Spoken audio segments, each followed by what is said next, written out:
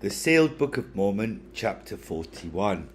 And now, my beloved brothers and sisters, even all of you of the latter days, and those of you who have passed through the days of your probation, and reside in the spirit world, and wait patiently on the Lord, that he might bring about the resurrection of your souls, and also those of you who remain in the spirit world in a state of torment, because you now know that which ye did not consider while ye existed in mortality, even as ye went through the days of your probation, and did not partake of the goodness of God, which he hath given us through his Son, Jesus Christ.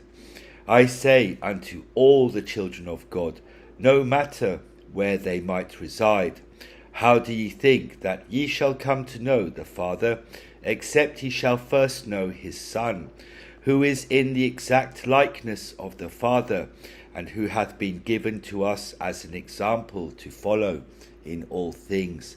And now, how can ye expect to know yourselves, except ye first know him who hath created you? Now this thing ye know of a surety, even that ye do exist. And if ye think not that ye exist, then I say unto you, find the highest point of earth on which ye can tread, and go unto this point, and cast yourselves off this terrestrial apex. And as ye fall to the earth, to your death, know ye not that ye are alive? For if ye are not alive, then why should ye fear death? And what would be the cause of your fear, if it so be that ye do not exist? And while ye are falling, and know that ye shall die, to whom shall ye call on to save you? I say unto you, that ye shall call upon someone, even if it so be that you call upon yourselves. And if ye call upon yourselves, then ye have a witness that ye do exist. And ye cannot exist and have a knowledge of this existence, except ye have a knowledge of the Father who hath created you. And because ye cannot see the Father, ye do not know that he existeth. For if you could see him, then you would know for a surety that he doth exist, and that he hath created you. And if he hath created you, and ye do indeed exist, then there must be some reason for which the Father hath created you. And if there is a reason that he hath created you, then the reason must be his reason, and not your own, because ye did not exist to have a reason to create yourselves. And if the Father had a reason or a purpose for which he created you, then would it not be appropriate that the Father teach unto you the reason for your creation, or rather the reason for which he caused you to be created? And now I say unto you, that the Father hath given unto us the reason why we have been created. And do you think that he caused us to be created, that we might be miserable and unhappy forever? For what purpose do you think that God would have in using his omnipotence to create something that would be miserable and unhappy forever? Yea, what kind of God can ye imagine in your hearts would do such a thing? I say unto you, that God created us that we might have joy, yea, even eternal happiness. And now do ye think that if he had created us so that we might have this joy, that he would not provide for us the means and the way whereby we might have this eternal joy and happiness? Do ye think that he would create us and then leave us to ourselves to create our own happiness and provide for our own means whereby we might obtain this happiness? And how is it that ye can think that we would have an idea of where we could find this happiness, or those things that we must do to provide for ourselves the means of this happiness? For behold, we have no experience in this thing, and we have no experience in this thing because we did not exist until we were created.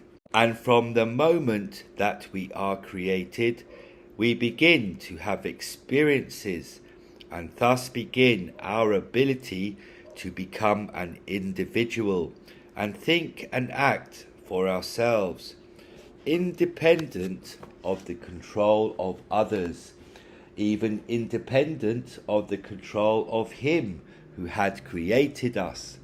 For if the Father had not given unto us our independence from His own experience, distinguishing the one from the other, then we would not know this happiness or joy for ourselves, being created for His experience and not for our own. And He already knoweth this joy and happiness, and He knoweth this from His own experience. And because He had the experience to know these things, He knoweth that He is eternally happy in His own existence. And because He knoweth and understandeth this eternal happiness, it is His desire to give this happiness unto us, who are His children, or His creations who have been created by Him, that we might have the experiences that He hath had, that have brought Him His happiness.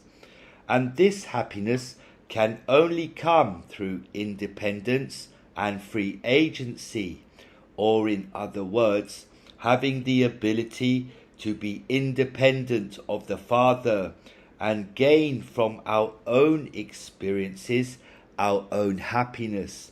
And now, once we have had these experiences and have felt this joy, even this state of eternal happiness, to whom do you think that we shall give praises and thanksgiving for this happiness that we enjoy? Do ye think that we shall thank ourselves for giving us this happiness? Do you think that we shall thank others for this happiness, even those who did not create us and had nothing to do with making us independent, so that we could experience and gain this happiness? I say unto you that ye shall one day give praise and glory only to the Father and our eternal mothers, for the experiences and the joy and happiness that ye shall have forever in the kingdoms of the Father, which kingdoms He hath created for us to provide the means for us to experience this happiness. And now I would that ye should consider this thing. If ye are of a family, and ye have brothers and sisters, and if ye all have a father and a mother, who have given unto all of you, who are their children, yea, even those who were born of them without a choice of their own, but by the choice of them who are the parents, yea, and your parents have given equally unto you great and glorious blessings, even all of their riches, and all of their possessions, and all of their lands, and their fine things, even everything that bringeth them happiness. If the children of this family have been given all these things of their parents, then who shall receive the thanks and glory for these things? Shall the brother or the sister say unto another, I thank thee, dear brother, for all that which thou hast given unto me? And will that brother say unto the others, Ye are welcome for that which I have given unto you, and I deserve and am worthy of your praise and your glory? And if it so be that the father and the mother of this family shall be gone into another country, and shall leave all of their possessions and their lands and their fine things, even all things which they possess that make them happy, and give unto the oldest son the power and authority to give unto their children equally all that they possess and have worked for all their lives for the sake of their children, and if this oldest son hath this authority and this power, shall he then be worthy of the praise and the glory of the other children, when they receive all these things through him? Even those things that their parents commanded should be divided equally unto all of their children. I say unto you that a wicked son would take the glory for himself, and think not to turn the hearts of the children to the parents, who have provided these things freely unto them all. Yea, a wicked son would not divide the possessions of the parents equally, but would give of the finest parts to himself, and to those whom he loveth, or to those who look up to him, and give him glory that he thinketh that he deserveth, because of the power and authority that hath been given him by the parents.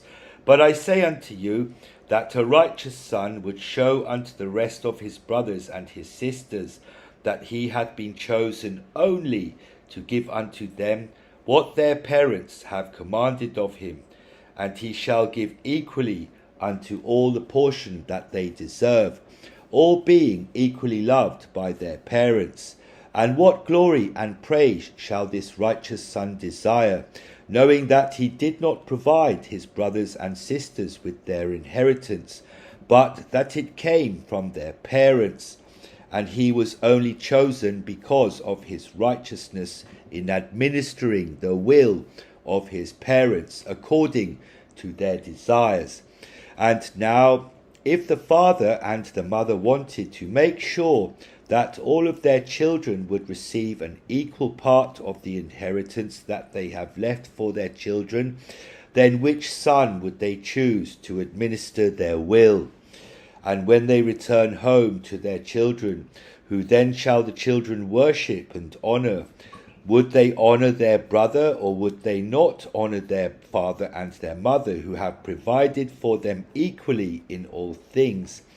And if their children still praise this righteous son, would this son want this of himself, or would he not direct the glory of his siblings to their parents, who deserve this glory?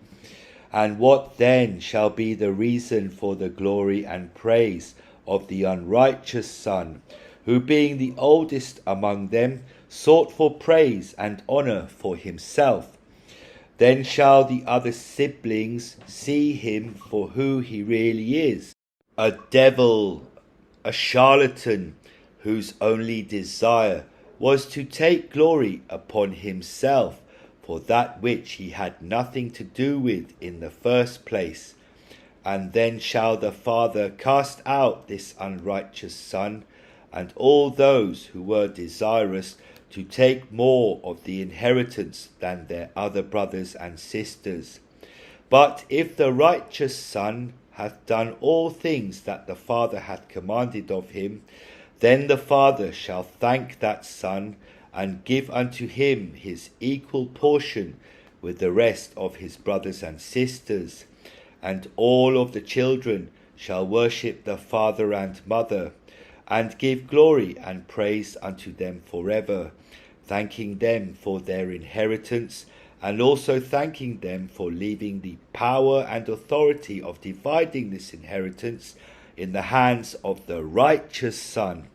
And now, my brothers and sisters, I am about to take away from you a great stumbling block that hath been placed before you because of your wickedness.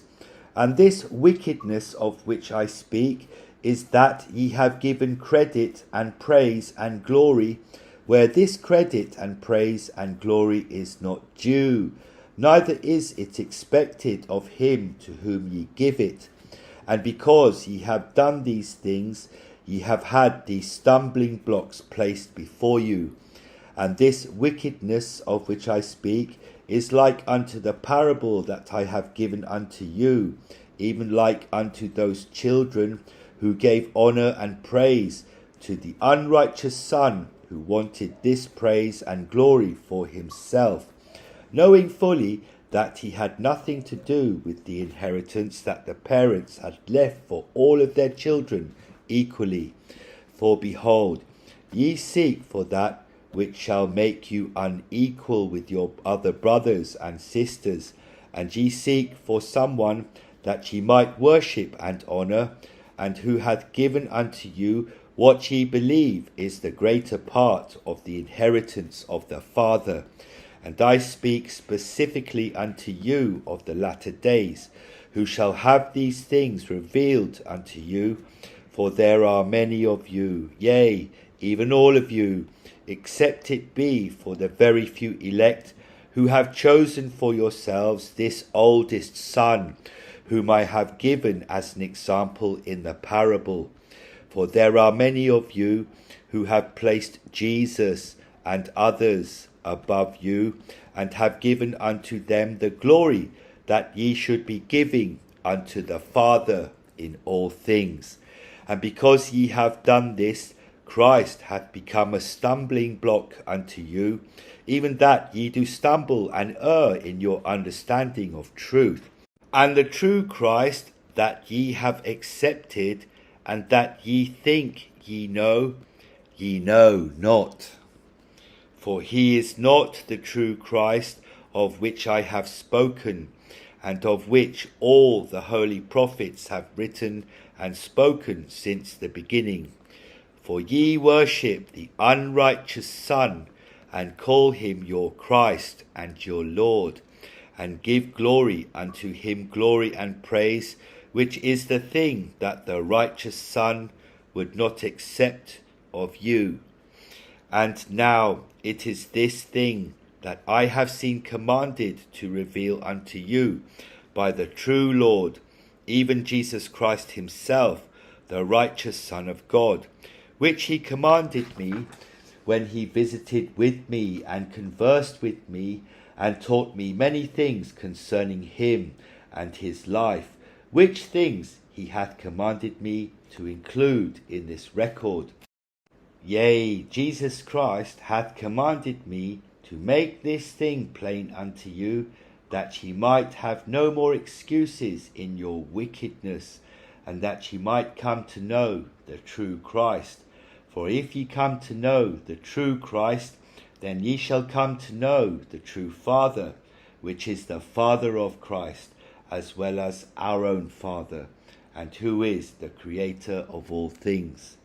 Behold, he hath created us, and hath given unto us all of his blessings equally, and he gave the power and authority to his Son, even Jehovah, or Jesus Christ, as he shall be known among the Jews and the Gentiles, to represent him and do his will in this part of his kingdom. And his will is that all of his children return unto him, and partake of the eternal happiness of his kingdom. And this happiness he hath given unto all of his children equally, according to their desires of happiness. And he doth not say to one, Thy happiness shall be less than that of thy brother, nor doth he say to another, Thy happiness is greater than that of thy brother. But he saith unto all, Thy happiness is a fullness of all I can give unto thee, according to thy own desires and choices of happiness. And this is the eternal plan of the Father, and it is also the desire of our eternal mothers, who work for our happiness with our Father. And now it is the Son of whom I must speak, and give unto you an understanding. For ye give praise and glory unto the Son, which he doth not deserve, neither doth he want the praise and the glory that you give unto him.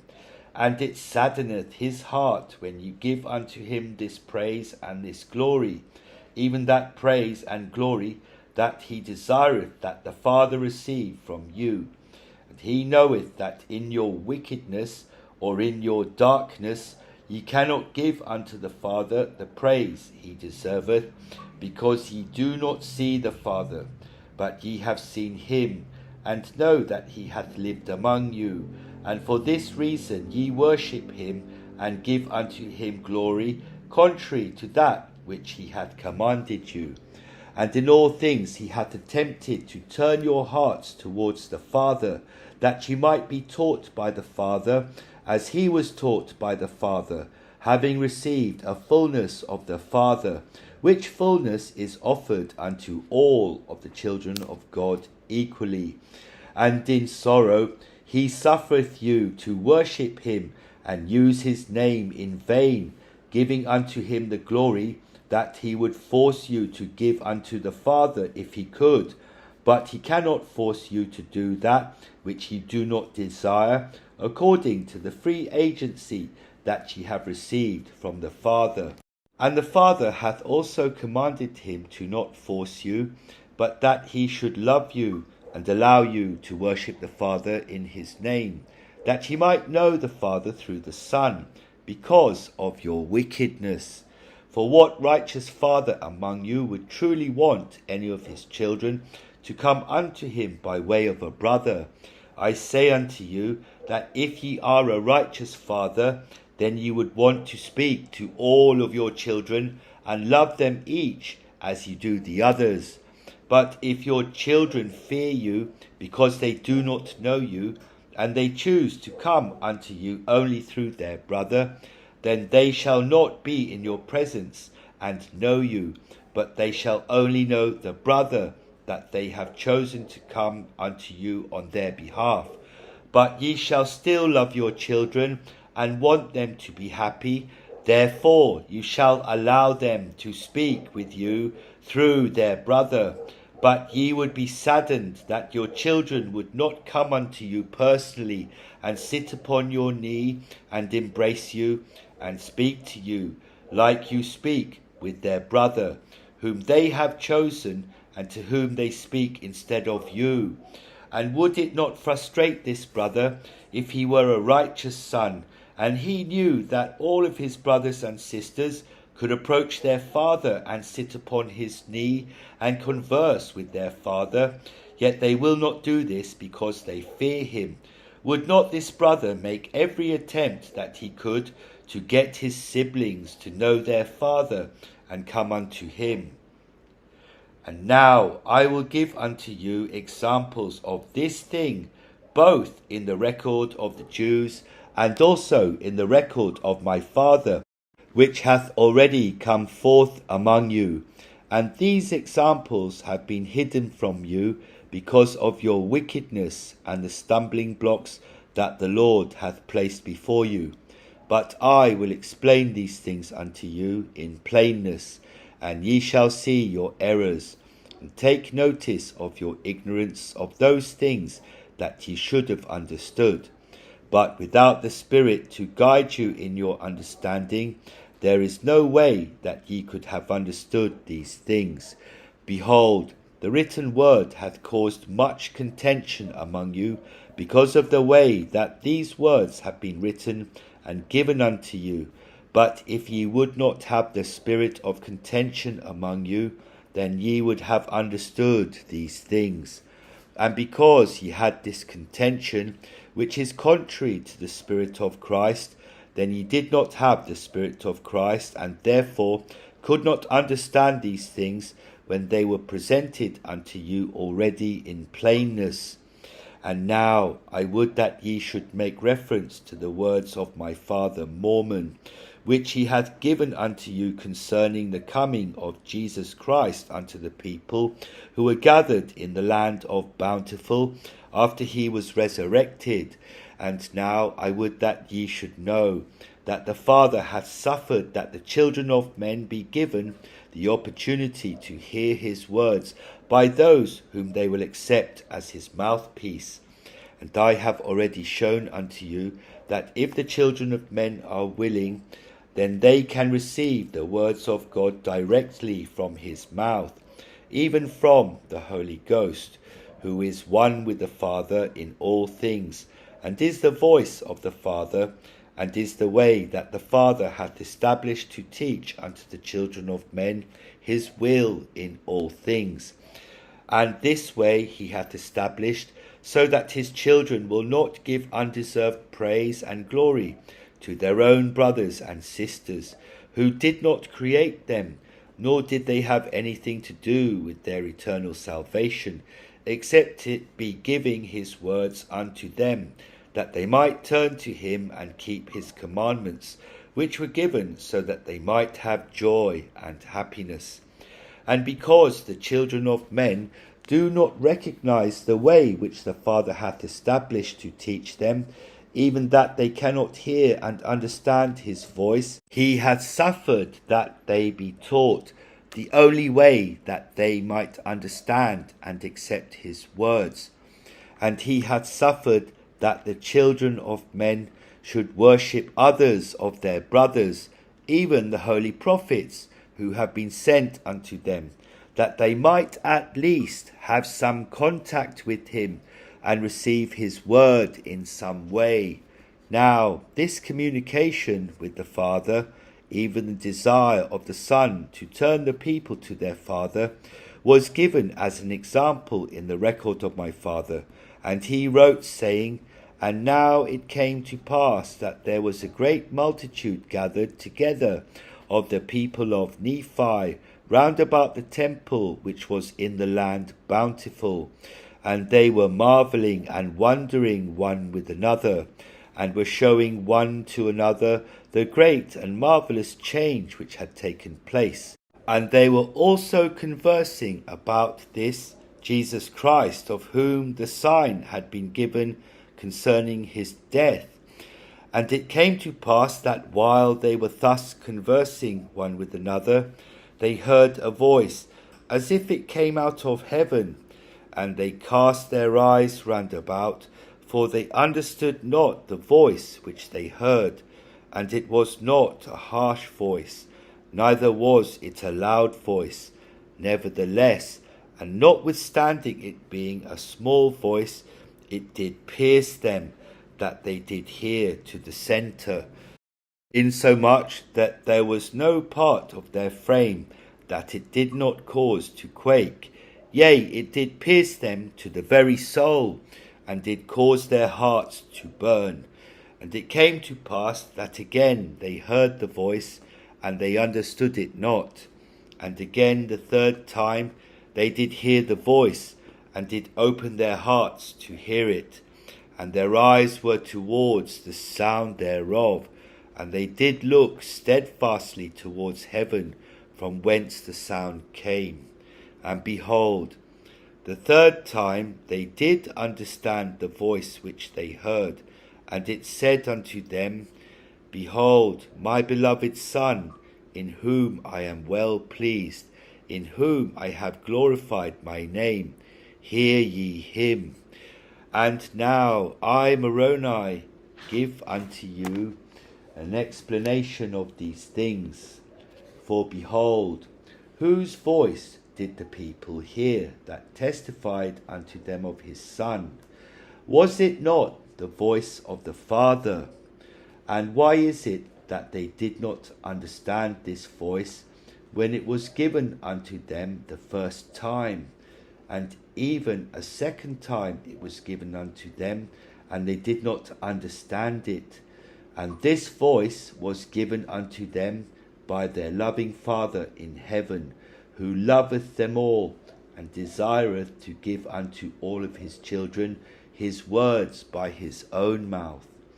And the voice of the Father is not a harsh voice, like the voice of a prophet at times, neither is it a loud voice, with which a prophet at times doth proclaim his message and teacheth repentance. But it was a small voice, that did pierce them that did hear to the centre, insomuch that there was no part of their frame that it did not cause to quake. Yea, it did pierce them to the very soul, and did cause their hearts to burn. And this burning was caused because the voice was recognizable by the spirit of these people. But the flesh could not understand these things, because it was not heard in their ears, as they were accustomed to receiving communication. Now behold, these people understood the voice of Jesus, of whom they had been given the signs and the testimonies of the prophets, to whom they had listened with the means of communication, of which they were accustomed in the flesh. And they did previously to this time, yea, even just before the Father made an attempt to speak unto them with his own voice, they did hear the voice of Christ in the darkness. Now, why is it that these people could hear the voice of Christ in the darkness when he spoke unto them from the heavens, but they could not perceive and understand the voice of the Father when he spoke unto them from the same heavens in the light? And what is it that the Father was trying to tell the people, even through the manner of communication that they could not understand, yea, even through this still small voice? Behold, these things were shown unto the people that were preserved in the land of Bountiful, as a similitude of those things which are upon the earth. For the Father made twice the attempt to speak unto his children, but they could not understand the words which he gave unto them, and they did not know him. Therefore they did not recognize his voice. Nevertheless, he knew that they were conversing about his Son, even Jesus Christ, who Samuel the Lamanite had prophesied would come into the world. And they were conversing about Jesus Christ just before they heard the voice of the Father speak unto them from the heavens. And the Father knew that these people were not ready to hear from his own mouth that which he would gladly teach unto them, for he knew that they could not listen to that still small voice that spoke directly to their spirit, he being the creator of their spirits, and not to their ears, which were of the flesh. And when he had made the attempt twice, he turned them over to the Son, that he might teach them through his Son. And he spoke unto them this time in the manner of communication, that they could understand in their wickedness. And for this reason it is written, And behold, the third time they did understand the voice which they heard, and it said unto them, Behold, my beloved Son, in whom I am well pleased, in whom I have glorified my name, hear ye him. And with this the Father gave the children of men the opportunity to hear his words, the only way that they could understand them, even the way that they had been taught by their customs and their traditions. Nevertheless, it was better that they hear his words in this way than that they should not hear any of his words.